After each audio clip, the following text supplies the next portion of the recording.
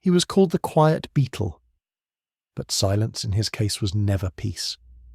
Behind George Harrison's calm expression lived a man who carried resentment like a heartbeat, quiet, steady, and impossible to stop.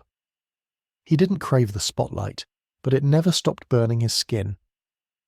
And while the world adored the Beatles, George learned early that fame came with hierarchy, and his place was always third. This is not a story about music.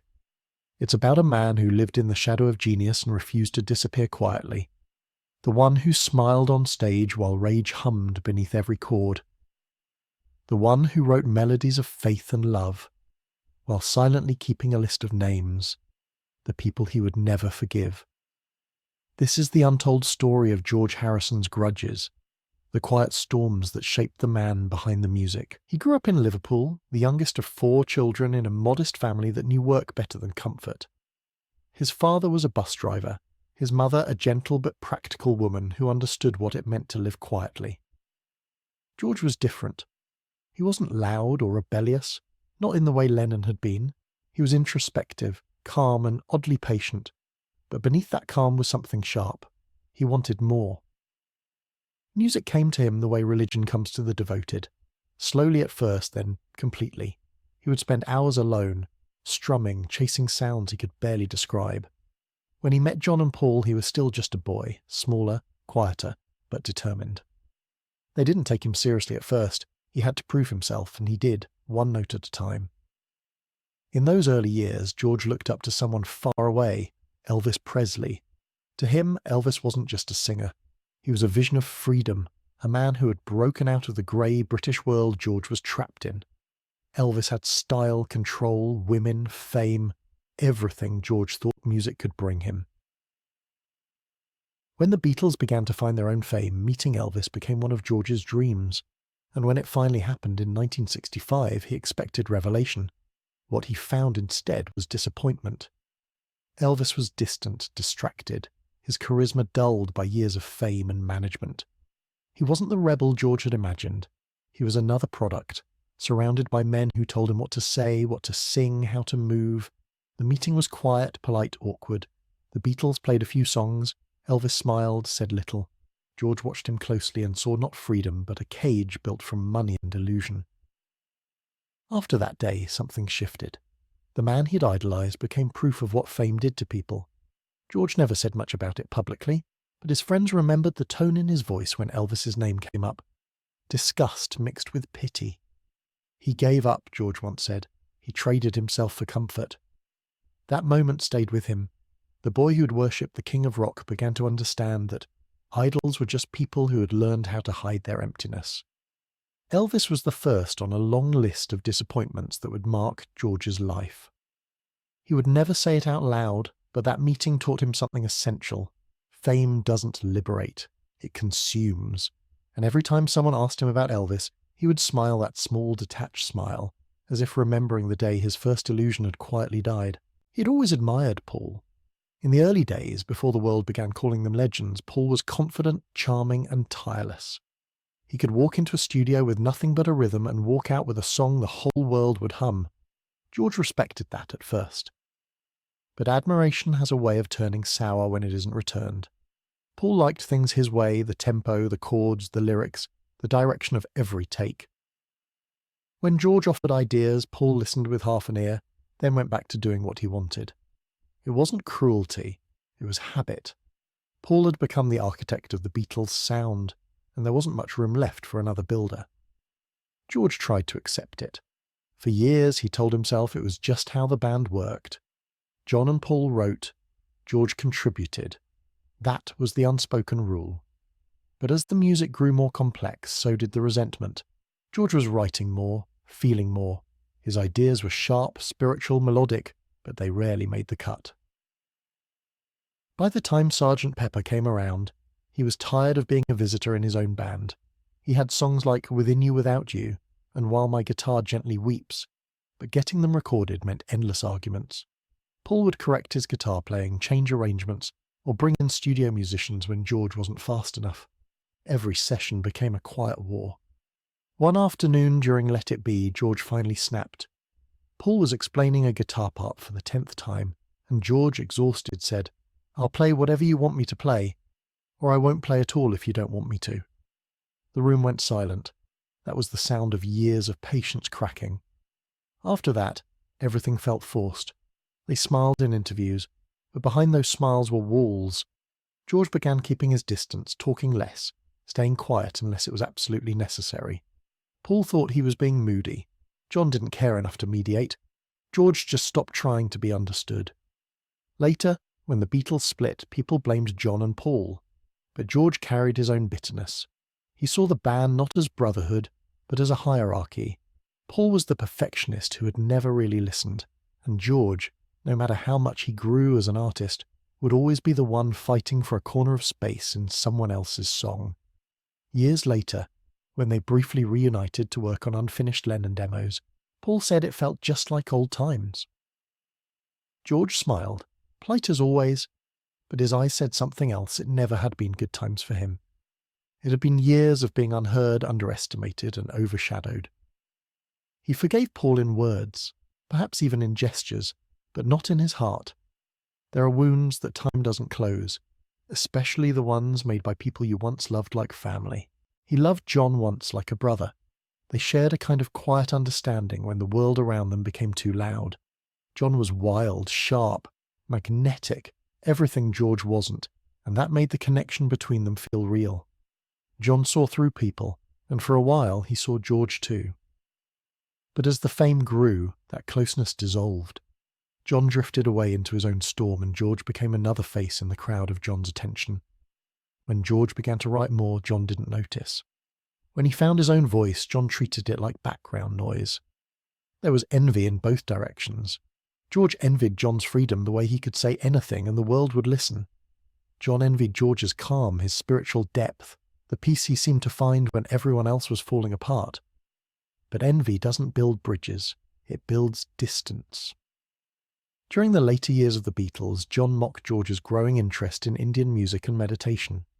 He thought it was pretentious, a distraction. George saw it as salvation. He wanted to escape the noise, the competition, the endless cycle of arguments. But John laughed at it, made jokes about gurus and sitars, and treated George's faith like a novelty act. What hurt most was that John had once been the one person George thought might understand him. He admired John's honesty, his wit, his sharpness. But that same sharpness began cutting into him. When George tried to share songs or talk about meaning, John would dismiss it with a smirk or a half-hearted, "Yeah, whatever." There was also the quiet humiliation. John's fame eclipsed everything. The interviews, the fans, even the press treated George like an extra Beatle, someone whose genius was always secondary. And John, who could have shared the light, didn't. He let the narrative stand. Maybe he needed it. After the breakup, the distance became a chasm. George built his own world, his home in Friar Park, his music, his faith. John built his with Yoko, and the walls between them hardened. George rarely mentioned him publicly, but when he did, there was that faint trace of sadness, not anger, not hatred, just disappointment. They met again only a few times in the years before John's death.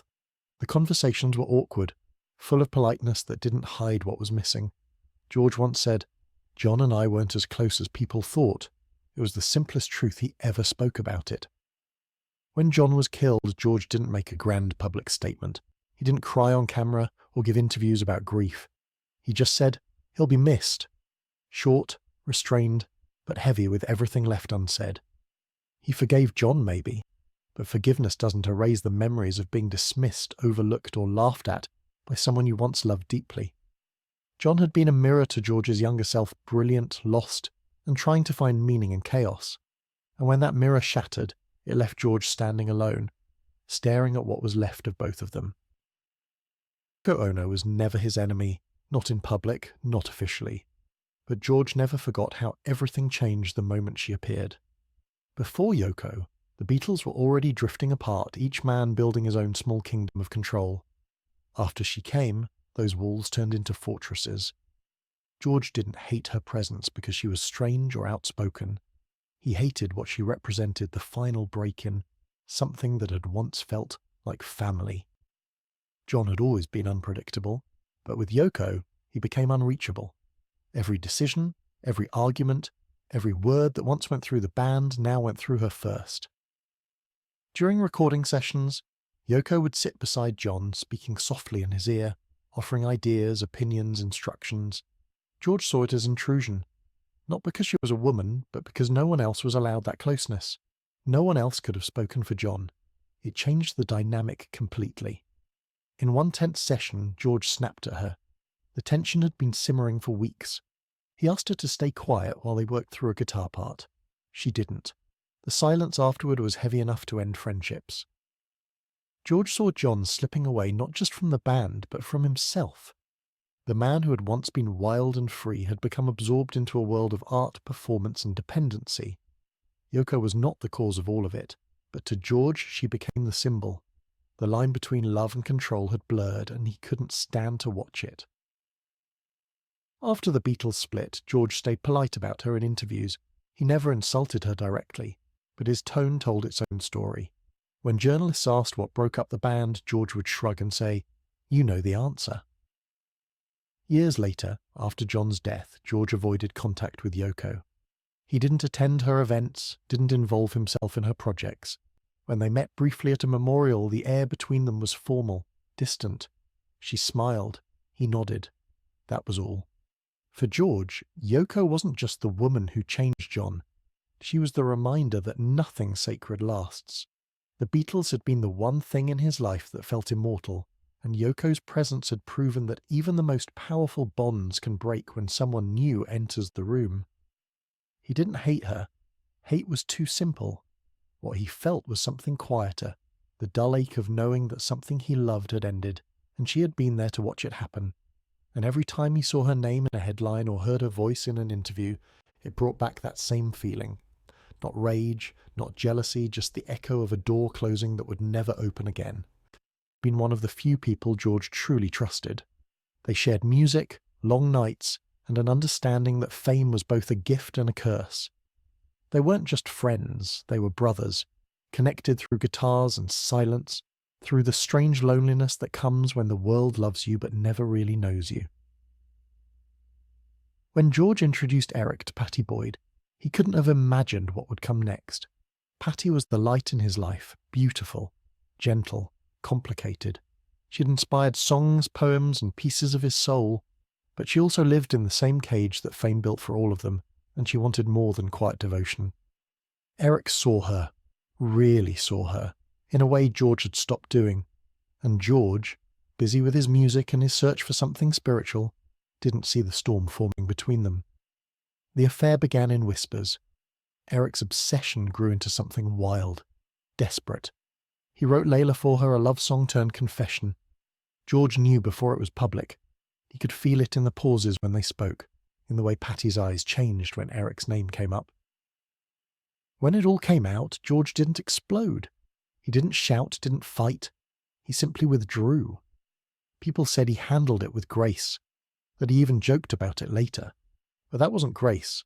It was resignation, the kind that comes from being betrayed by someone you had already forgiven too many times in your life. He went to Eric's wedding years later, smiled, gave his blessing, played music. Everyone called it mature, peaceful, spiritual. But those close to him said it was strange, a kind of quiet defiance, like he wanted the world to see that he could rise above it all, even if it still burned somewhere deep inside. Eric and George continued to play together. They toured, laughed, shared stages, but something fundamental had shifted. Trust, once broken, never really returns. It just hides under the surface, waiting for a moment to breathe again. George rarely spoke about it in interviews. When he did, his voice carried that detached tone he used whenever the past came up. "We were bound to cross paths in love and music," he once said. "We just didn't handle it well." He wasn't angry at Eric forever, but he never forgot. Because Eric had taken more than a woman, he had taken a piece of George's faith in friendship itself. And when George sang about love later in his life, it always sounded different, quieter, more fragile, as if he'd learned that love could be taken by the very hands that once swore to protect it, supposed to be a savior, the genius producer, the man with the wall of sound called in to rescue the chaos that had become Let It Be. Everyone believed that he could take the fragments of a broken band and make something beautiful out of them. George wanted to believe it too. At first, he admired Spector's brilliance. The man had vision, control, and an ear that could make anything sound monumental. But working with him was a different story. Spector was volatile, unpredictable, lost in his own genius. He drank too much, shouted too often, and treated the studio like a battlefield. George watched as the sessions became less about music and more about survival. Spector would show up late, change arrangements without asking, drown songs in echo and orchestra. What should have been clarity became noise. What should have been collaboration became command. After the Beatles split, George still chose him to produce All Things Must Pass. He thought maybe distance from John and Paul would make things easier. But it didn't. Spector was even more unstable by then. He disappeared for days at a time, leaving George to manage the musicians and the sound alone. When Spector did appear, he wanted chaos, massive layers of sound, everything buried under reverb, louder, bigger, endless. George, patient as always, let him work, hoping that the brilliance would outweigh the madness. And in some ways, it did. The album became a masterpiece. But the process left scars. He said later that he could barely remember the sessions, too much stress, too many people, too much noise. When they worked together again in the early 70s, it was worse. Spector's behaviour had grown dangerous. He carried guns, threatened people, lost control. One night he fired a gun into the ceiling during a session. George walked out and never worked with him again. What hurt most was that George had trusted him not just as a producer, but as a kindred spirit. He believed Spector understood pain, understood what it meant to turn darkness into sound, but instead he found another man consumed by ego. Years later, when Spector was arrested and his name became synonymous with violence, George didn't comment. He didn't need to. The silence said everything. He had already seen the worst of him decades earlier. In the end, Spector was just another lesson, another reminder that brilliance doesn't make someone good, and talent doesn't mean trust. George learned that the hard way, surrounded by noise, waiting for peace that never seemed to come. Elton John respect and resentment.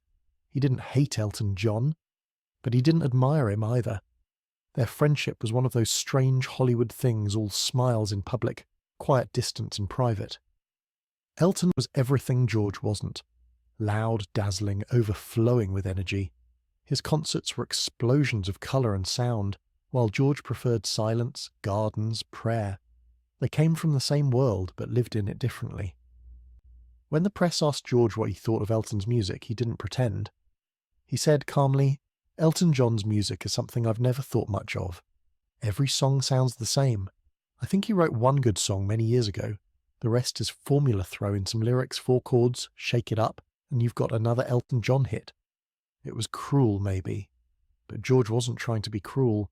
He was honest in the way that sometimes sounded like arrogance. To him, music was supposed to mean something sacred. Elton's world, the costumes, the glitter, the excess looked like everything George had spent his life escaping. But Elton never fought back. He didn't insult him. He didn't take revenge in interviews. He understood what George represented, an artist chasing peace in a business built on noise. Years later, Elton wrote in his memoir that George had once pulled him aside at a party, looked him straight in the eye and said, "For God's sake, cut down on that marching powder." That was George's way of caring sharp, uncomfortable, honest. It was the same tone he used with friends when he saw them losing control. They were never close, but they weren't enemies. Their connection was like 2 mirrors facing each other, reflection without warmth, respect without affection. George saw Elton as a man trapped in the machine he himself had escaped. Elton saw George as the monk who had walked away from everything Elton still wanted. And somewhere between those 2 worlds, glitter and silence, spotlight and shadow, there was understanding.